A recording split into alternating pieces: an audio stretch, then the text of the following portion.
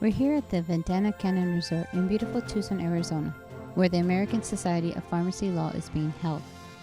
Pharmacists, lawyers, and board members gather to discuss important changes that pharmacists and the pharmacy law will see in the coming year. We spoke with Don Bell and asked what pharmacists could expect in the pharmacy law and healthcare in this episode of Industry Leaders. Well, I'm Don Bell. I'm the Senior Vice President and General Counsel for the National Association of Chain Drugstores. And we're here at the ASPL Conference, American Society for Pharmacy Law, and learning quite a bit here about all the legal challenges facing pharmacies today. And we really are. I was thinking earlier that we're entering probably the biggest challenge, but also some of the biggest opportunities that pharmacies have ever faced, certainly since I've been working in the industry for over 2 decades. And that's really primarily because of the healthcare reform laws, which is an opportunity in the sense that there'll be a great deal more coverage, more patients with Medicaid expansion, and also requirements for coverage to obtain insurance. And there's also new ways for pharmacies to work. So, for example, to partner with accountable care organizations or with patient-centered care teams. So there's quite a bit of opportunities, and I know that some of my members, the chain drugstores, are already moving to take advantage of those opportunities. There's also a lot of challenges, too, though. And then the challenges deal with issues such as reimbursement, which has really been going down, especially in government programs like Medicaid. And then there's also challenges with some of the healthcare reform law provisions which deal with fraud and abuse issues.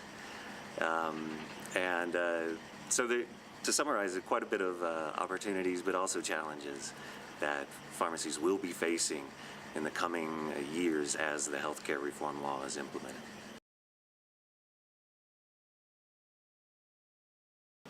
We are really, I think, the other major challenge that pharmacies are going to be facing in the coming year is that we're really entering into a new era of cost-based reimbursement. And what I mean by that is there are quite a few new reimbursement benchmarks that are coming online that are really based upon the pharmacy's costs of buying and dispensing drugs. I think a lot of people are very familiar with AMP, or Average Manufacturer Price, which is a reimbursement benchmark, which my association led a lawsuit challenging the old AMP rule that would have drastically cut reimbursement. But now the federal government is out with preparing a new AMP rule, and that will set reimbursement rates for generic drugs in the Medicaid program based upon the costs of purchasing those drugs from manufacturers.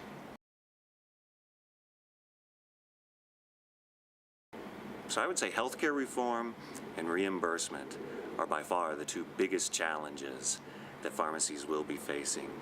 But like I say, especially with healthcare reform, there's some real opportunities that I know pharmacies are going to be able to take advantage of.